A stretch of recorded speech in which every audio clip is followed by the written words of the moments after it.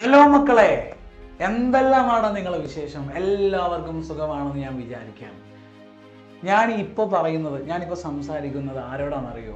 2026 May 3-ാം തീയതി NEET exam എഴുതാൻ വേണ്ടി പോകുന്ന കുഞ്ഞുങ്ങളായ നിങ്ങളോടാണ് ഞാനിപ്പോൾ സംസാരിക്കാൻ വേണ്ടി പോകുന്നത്. ഒന്നെങ്കിൽ നിങ്ങളൊരു റിപ്പീറ്റർ ആവാം, അതല്ലെങ്കിൽ ഒരു സൂപ്പർ റിപ്പീറ്റർ ആവാം, അതല്ലെങ്കിൽ നിങ്ങളിപ്പോൾ +2 പഠിച്ചുകൊണ്ടിരിക്കുന്ന മക്കളാവാം.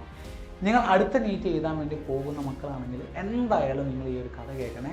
എന്താണെന്നല്ലേ, ഇന്നലെ എൻ്റെ ഒരു കസിൻ സിസ്റ്റർ എന്നെ വിളിച്ച് എന്നിട്ട് എന്നോട് പറഞ്ഞു, എനിക്ക് നിന്നോടൊന്ന് സംസാരിക്കണം എന്ന് പറഞ്ഞു. അപ്പോൾ ഞാൻ ചോദിച്ചു, എന്നോടൊന്ന് സംസാരിക്കാൻ? അപ്പോൾ ഞാൻ പറഞ്ഞു, നീ ഒന്ന് ഫ്രീ ആവുമോ, എനിക്ക് കുറച്ച് കാര്യങ്ങളൊന്ന് പറയാനുണ്ടെന്ന് പറഞ്ഞു. അപ്പോൾ ഞാൻ പറഞ്ഞു, ഓക്കെ, എങ്കിൽ നമുക്കൊന്ന് കാണാം എന്നൊക്കെ പറഞ്ഞു. അങ്ങനെ ഞങ്ങൾ ഇന്നലെ ഒന്ന് മീറ്റ് ചെയ്തു. അപ്പോൾ അവൾ നമ്മളെ സങ്കടങ്ങൾ എന്ന് എന്നോട് ഷെയർ ചെയ്തു. ആ സങ്കടം ഞാൻ നിങ്ങളോട് ഷെയർ ചെയ്യാം. അവളോട് ഞാൻ പറഞ്ഞ മറുപടിയും ഞാൻ നിങ്ങളോട് പറയാം. ചിലപ്പോൾ നിങ്ങളും ഇതേ മാനസികാവസ്ഥയിലൂടെ കടന്നു പോകുന്ന മക്കളാണെങ്കിൽ നിങ്ങൾക്ക് എന്തായാലും ഇത് ഉപകാരപ്പെടുമെന്നാണ് എനിക്ക് പറയാനുള്ളത്. എന്താ സംഭവം ഞാൻ പറയാം.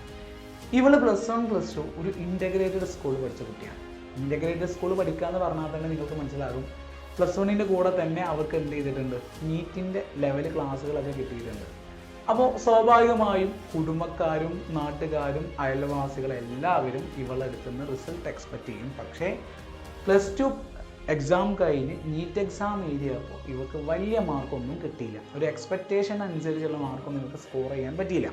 പക്ഷേ ആ സമയത്ത് ഇവളെ കറക്റ്റാ സപ്പോർട്ട് ചെയ്തിട്ട് ഇവളോട് പറഞ്ഞു, മോളെ ഇനി ഒരു വർഷം കൊണ്ട് റിപ്പീറ്റ് ചെയ്ത് നിനക്ക് എന്തായാലും കിട്ടുമെന്ന് പറഞ്ഞു. അങ്ങനെ ഇവൾ എന്ത് ചെയ്ത് ഈ വർഷം റിപ്പീറ്റേഷൻ സ്റ്റാർട്ട് ചെയ്ത്, ഇത് ഏകദേശം ഇന്നിപ്പോൾ ഒക്ടോബർ 1-ആണ്. ഞാനിപ്പോൾ ഈ വീഡിയോ ചെയ്യുന്നത് ഒക്ടോബർ 1-ആണ്. ഇനി എക്സാമിന് 7 മാസമുണ്ട്. പക്ഷേ ഇവൾക്ക് സംഭവിച്ചെന്താണെന്ന് ചോദിച്ചു കഴിഞ്ഞാൽ, ഇവളെ ഇൻസ്റ്റിറ്റ്യൂട്ടിൽ എൻ്റെ വീടിന് തൊട്ടടുത്തുള്ള ഒരു വലിയ ഇൻസ്റ്റിറ്റ്യൂട്ടിലാണ് പഠിക്കുന്നത്. അപ്പോൾ ഇവള് പഠിക്കുന്ന ഇൻസ്റ്റിറ്റ്യൂട്ടിൽ എന്ത് ചെയ്യും, എക്സാം നടത്തും. മന്ത്ലി എക്സാം ഉണ്ട്, വീക്കിലി എക്സാം ഉണ്ട്. പക്ഷേ ഏത് എക്സാം നടത്തിയിട്ടും ഇവൾക്ക് എന്ത് ചെയ്യുന്നില്ല, സ്കോർ ചെയ്യാൻ കഴിയുന്നില്ല. പക്ഷെ അതല്ല ഇവളുടെ സങ്കടം. ഇവൾ കഴിഞ്ഞ വർഷം ഇൻ്റഗ്രേറ്റഡ് സ്കൂളിൽ പഠിച്ച കുട്ടിയാണ്. പക്ഷേ സാധാ ഗവൺമെൻറ് സ്കൂളിൽ പഠിച്ച കുട്ടികൾക്ക് ഇവളേക്കാളും നല്ല റാങ്ക്. ഇവൾ എത്ര എക്സാമിൽ എന്തൊക്കെ കാട്ടിക്കൂട്ടി എങ്ങനെയൊക്കെ പെർഫോം ചെയ്തിട്ടും ഇവൾക്ക് മാർക്ക് കിട്ടുന്നില്ല. ഇവളുടെ റാങ്ക് വരുന്നത് ഏറ്റവും ലാസ്റ്റിലേക്കാണ്. ഇവൾ മാനസികമായി അത് തളർന്നു പോയി. പിന്നെ വീട്ടുകാർ ഇവളോട് ചോദിച്ചു, അല്ല മോളെ, നിന്നെക്കാട്ടി നിനക്കെന്താ ഇത്ര അല്ല, നീ കഴിഞ്ഞ വർഷം ഇൻ്റഗ്രേറ്റ് പഠിച്ച കുട്ടിയല്ലേ, നിനക്കെന്തുകൊണ്ട് ഇത്ര മാർക്ക് കുറഞ്ഞു പോയി? ഇവൾക്കൊന്നും പറയാൻ പറ്റുന്നില്ല. ഇത് ആലോചിച്ചിട്ട് അവളെ മാനസികമായി ആകെ തളർന്ന് രാത്രി പുസ്തകത്തിന് മുമ്പിലേക്ക് പോകുമ്പോൾ ഇവളെ തന്നെ ഡീമോട്ടിവേറ്റ് ചെയ്യും. നിനക്കൊണ്ടിത് കഴിയുമോ? നീ ഇതിന് ഏബിൾ ആണോ? ഇത്രയും നിൻ്റെ വീട്ടുകാർ ഇത്രയും ക്യാഷ് എക്സ്പെക്റ്റ് ചെയ്ത് ഇത്രയും ഫീസൊക്കെ അടച്ച് നിനക്ക് വേണ്ടി നിൻ്റെ വീട്ടുകാർ ഇത്രയും പ്രതീക്ഷ അർപ്പിക്കുമ്പോൾ നിനക്കത് നേടിക്കൊടുക്കാൻ കഴിയുമോ? ഒരുപാട് ക്വസ്റ്റ്യൻസ് അവളോട് തന്നെ ചോദിക്കാൻ വേണ്ടി തുടങ്ങി. അപ്പോൾ അവൾ എന്നോട് ചോദിക്കാൻ, സാർ ഞാൻ എന്താ ചെയ്യണ്ടേ, എന്നെ കൊണ്ട് കഴിയുമോ? നിങ്ങളൊന്ന് പറ. ഇതേ മാനസികാവസ്ഥയിലൂടെ കടന്നു പോകുന്ന ആളുകളല്ലേ നിങ്ങളെ കൂടെ പഠിക്കുന്ന നിങ്ങളെ സുഹൃത്തിന്, അല്ല നിങ്ങൾ അത്രത്തോളം പഠിക്കാത്തൊരു കുട്ടിക്ക്, അതല്ലെങ്കിൽ നിങ്ങൾ അവരെക്കാളും കൂടുതൽ ഹാർഡ് വർക്ക് ചെയ്യുന്നു, കൂടുതലായിട്ട് നിങ്ങൾ ബുക്ക് വായിക്കുന്നു, എല്ലാവരെക്കാളും നിങ്ങൾ കൂടുതലായിട്ട് ക്വസ്റ്റ്യൻ ചെയ്യുന്നു. പക്ഷേ നിങ്ങൾക്ക് റാങ്ക് വരുന്ന സമയത്ത് മന്ത്ലി എക്സാമിലും വീക്കിലി എക്സാമിലും നിങ്ങൾക്ക് റാങ്ക് കിട്ടുന്നില്ലെങ്കിൽ നിങ്ങളും തളർന്നു പോകില്ലേ? ഇവളാകെ തളർന്നു പോയി. എന്ത് ഞാൻ മറുപടി കൊടുക്കും? പക്ഷെ ഞാൻ അവളോട് പറഞ്ഞു, ഇനി മോളെ, ഞാൻ കാലിക്കറ്റിൽ ഒരു 3 വർഷം മുമ്പ് ഒരു ഇൻസ്റ്റിറ്റ്യൂട്ടിൽ വർക്ക് ചെയ്തു. കാലിക്കറ്റ് വലിയൊരു സ്ഥാപനമാണ്. ഞാനൊരു 4-5 വർഷമായിട്ട് ഈ മേഖലയിൽ നീറ്റ് ലെവലിൽ ഇങ്ങനെ ക്ലാസ് എടുത്ത് ഇങ്ങനെ നടന്നുകൊണ്ടിരിക്കുകയാണ്. അതിൻ്റെ അടുത്ത് എനിക്കുണ്ടായ ഒരു അനുഭവം ഞാൻ അവളോട് ഷെയർ ചെയ്തു. എന്താണെന്നല്ലേ, കാലിക്കറ്റിലൊരു സ്ഥാപനത്തിൽ ഞാൻ വർക്ക് ചെയ്യുന്ന സമയത്ത് അന്ന് അവിടുന്ന് ഒരു റാങ്ക് വന്നു. കേരളത്തിൽ ഏകദേശം ആദ്യത്തെ 5 റാങ്കിൻ്റെ ഉള്ളിൽ നിന്നായിരുന്നു റാങ്ക് വന്നത്. ഞാൻ അവളോട് പറഞ്ഞു, അവൻ്റെ പേര് ഞങ്ങൾ എന്ത് ചെയ്തിട്ടില്ല, ഒരു മന്ത്ലി എക്സാമിലോ ഒരു വീക്കിലി എക്സാമിലോ ഞങ്ങൾ കണ്ടിട്ടില്ല. പക്ഷേ നീറ്റ് റിസൾട്ട് വന്നപ്പോൾ ആരും പ്രതീക്ഷിക്കാതെ ഒരുത്തൻ റാങ്ക് കൊണ്ടുപോയി. ഇത് എല്ലാ സ്ഥാപനങ്ങളിലും നടക്കുന്നൊരു കാര്യമാണ്. മന്ത്ലി എക്സാമിലും വീക്കിലി എക്സാമിലും റാങ്ക് അടിക്കുന്ന പല കുട്ടികൾക്കും എന്ത് ചെയ്യാറില്ല, അവർ നീറ്റ് പബ്ലിക് ആകുമ്പോഴേക്കും അവർ ബാക്കിലോട്ട് പോകും. അത് അവരുടെ ഓവർ കോൺഫിഡൻസ് ആണോ, ഇനി അതല്ല മറ്റ് ചില നിർഭാഗ്യങ്ങളാണോ എന്നൊന്നും എനിക്കറിയില്ല. ഞാൻ അവളോട് പറഞ്ഞു, എടാ നമ്മൾ വീക്കിലിക്ക് റാങ്ക് അടിക്കുന്നില്ല, മന്ത്ലിക്ക് നമ്മൾ റാങ്ക് അടിക്കുന്നില്ല എന്ന് കരുതി നമ്മളെ എക്സാം അത് അടുത്ത മെയ് 3 നടക്കുന്ന നീറ്റ് എക്സാമാണ്. അതിൽ റാങ്ക് അടിക്കലാണ് നമ്മുടെ ലക്ഷ്യം. സ്ഥാപനങ്ങളിൽ ഇടക്കിടക്ക് നടക്കുന്ന, ഇൻസ്റ്റിറ്റ്യൂട്ടിൽ ഇടക്കിടക്ക് നടക്കുന്ന മന്ത്ലി എക്സാമിലും വീക്കിലി എക്സാമിലും മാർക്ക് കുറയുന്നത് നമ്മൾ ഒരിക്കലും തളരാൻ പാടില്ല. നമ്മൾ അൾട്ടിമേറ്റ് എക്സാംസ് അത് നീറ്റാണ്.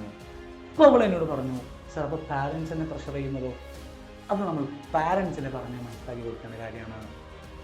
പാരൻസ്, എൻ്റെ ഈ വീഡിയോ ഒരു നീറ്റ് വിദ്യാർത്ഥിയുടെ പാരൻസ് കാണുകയാണെങ്കിൽ എനിക്ക് നിങ്ങളോട് പറയാനുള്ളത്, നിങ്ങൾ നിങ്ങളുടെ മക്കളെ ഒരിക്കലും പ്രഷർ ചെയ്യരുത്. ഇത് നിങ്ങൾ ചിന്തിക്കുന്ന ഒരു ലോകത്തല്ല ഈ കാര്യങ്ങളെല്ലാം കിടക്കുന്നത്. ഇത് വേറൊരു ലോകമാണ്. നീറ്റ് എന്ന് പറഞ്ഞാൽ അത് മറ്റൊരു ലോകമാണ്. ആ ലോകത്ത് നടന്നു പോകുന്ന ആളുകൾക്ക് മാത്രമേ അതിൻ്റെ കാര്യങ്ങൾ മനസ്സിലാവുകയുള്ളൂ. നിങ്ങൾ നിങ്ങളുടെ കുട്ടികൾ ഒരിക്കലും പ്രഷർ ചെയ്യരുത്. അവരുടെ സിറ്റുവേഷൻസ് എന്താണെന്ന് നിങ്ങൾ കൃത്യമായിട്ട് മനസ്സിലാക്കണം. അവരുടെ വീക്ക് സൈഡുകൾ നിങ്ങൾ മനസ്സിലാക്കണം. ഞാൻ പറഞ്ഞതെന്ന് വെച്ച് കഴിഞ്ഞാൽ, അവസാനം അവളെ പാരൻസിൻ്റെ നമ്പർ ഞാൻ വാങ്ങിച്ച് ഞാൻ പിന്നെ അവരെ കാര്യങ്ങൾ പറഞ്ഞ് മനസ്സിലാക്കി കൊടുത്തു. അപ്പോൾ നിങ്ങൾ ചെയ്യേണ്ടത്, നിങ്ങളുടെ പാരൻസിന് ഇതുപോലെയുള്ള ഒരു പ്രോബ്ലംസ് ഉണ്ടെങ്കിൽ, പാരൻസ് നിങ്ങളെ പ്രഷർ കൂടുതൽ തരികയാണെങ്കിൽ നിങ്ങൾ നിങ്ങളുടെ പാരൻസിനെ പറഞ്ഞ് മനസ്സിലാക്കി കൊടുക്കുക. നിങ്ങൾ അധ്യാപകരെ കൊണ്ട് അവരെ കൗൺസിലിംഗ് ചെയ്തിട്ട് നിങ്ങൾ പാരൻസിനെ ലെവലാക്കുക. നിങ്ങൾ ഒരിക്കലും ഡിപ്രഷൻ അടിക്കാതെ, ഒരിക്കലും ടെൻഷൻ അടിക്കാതെ, എൻ്റെ അൾട്ടിമേറ്റ് എക്സാം അത് മെയ് 3 ഞാൻ അതിന് വേണ്ടിയിട്ട് പഠിക്കുന്നു എന്നുള്ള കോൺഫിഡൻസ് നിങ്ങൾ പഠിക്കുക. നിങ്ങൾ കൊണ്ട് കഴിയും, നിങ്ങൾ അതിന് ഏബിളാണ്. നമ്മളല്ലാതെ പിന്നെ ആരുടെ ക്രാക്ക് ചെയ്യുക? അപ്പോൾ നമുക്കൊണ്ട് കഴിയും. അപ്പോൾ എൻ്റെ മക്കളോട് എനിക്ക് പറയാനുള്ളത്, നിങ്ങൾ കഷ്ടപ്പെട്, നിങ്ങൾ ഹാർഡ് വർക്ക് ചെയ്യുക. ഒരു ചെറിയൊരു കഥ കൂടി പറഞ്ഞ് ഞാൻ എൻ്റെ ഈ വീഡിയോ അവസാനിപ്പിക്കുകയാണ്. പണ്ട് ഞാൻ +2 പഠിക്കുന്ന സമയത്ത് എൻ്റെ ക്ലാസ്സിലേക്ക് ഒരു ഡോക്ടർ വന്നു ക്ലാസ് എടുക്കാൻ വേണ്ടിയിട്ട്. അദ്ദേഹം ഞങ്ങളോട് പറഞ്ഞു, മക്കളെ, ഞങ്ങൾ ഈ ഡോക്ടർമാരൊന്നും ഉറങ്ങാറില്ല. ഞങ്ങൾ ഉറക്ക് മരിച്ചതിന് ശേഷമാണ്, മരിച്ചു കഴിഞ്ഞാൽ മാത്രമേ ഞങ്ങൾ ഉറങ്ങാറുള്ളൂ എന്ന് ഞങ്ങളോട് പറഞ്ഞപ്പോൾ ഞങ്ങൾ ചോദിച്ചു, അന്ന് സാർ രാത്രിയിൽ പിന്നെ നിങ്ങൾക്ക് എന്താ പരിപാടി? അപ്പോൾ അദ്ദേഹത്തിൻ്റെ ലൈഫ് ഇങ്ങനെ പറഞ്ഞിരുന്നു. നല്ല ബിസി ആയിട്ടുള്ള ഒരു ഗംഭീരമായ ഒരു അടിപൊളി ഡോക്ടറായിരുന്നു. അദ്ദേഹത്തിൻ്റെ ലൈഫ് ഇങ്ങനെ പറഞ്ഞു. +2 കഴിഞ്ഞത് മുതൽ അദ്ദേഹത്തിൻ്റെ ഹാർഡ് വർക്കുകൾ, MBBS പഠിക്കുമ്പോൾ ഹാർഡ് വർക്ക്, PGക്ക് വേണ്ടിയിട്ടുള്ള ഹാർഡ് വർക്ക്, അതിനുശേഷം വീണ്ടും ഹാർഡ് വർക്ക്, ജീവിതം മുഴുവൻ ഒരു സൊസൈറ്റിയെ സേവിക്കാൻ വേണ്ടി മാത്രം മാറ്റിവെച്ച ഒരു ഡോക്ടറെ കഥ കേട്ടപ്പോൾ എൻ്റെ രോമം അങ്ങ് നീറ്റുന്നു പോയി. കാരണം നിങ്ങൾ നാളെ നിങ്ങൾ ഈ സമൂഹത്തിന് വേണ്ടി ജീവിക്കേണ്ടവരാണ്. സമൂഹത്തിന് വേണ്ടി നിങ്ങളുടെ ലൈഫ് മാറ്റിവെക്കേണ്ടവരാണ്. നിങ്ങളെ ഉറക്ക് അത് മരിച്ചതിന് ശേഷം മാത്രമാണ് എന്ന് നിങ്ങൾ ഉള്ളിൻ്റെ ഉള്ളിൽ ഉറച്ച് വിശ്വസിക്കുന്ന ആളുകളാണ്. അതുവരെയുള്ള നമ്മളെ ലൈഫ് അത് ഹാർഡ് വർക്കാണ്, കഷ്ടപ്പാടാണ്. അത് നമ്മൾ നേടിയെടുക്കുക തന്നെ ചെയ്യും. Wish you all the best. See you again. നമുക്ക് പിന്നീട് കാണാം. ബൈ.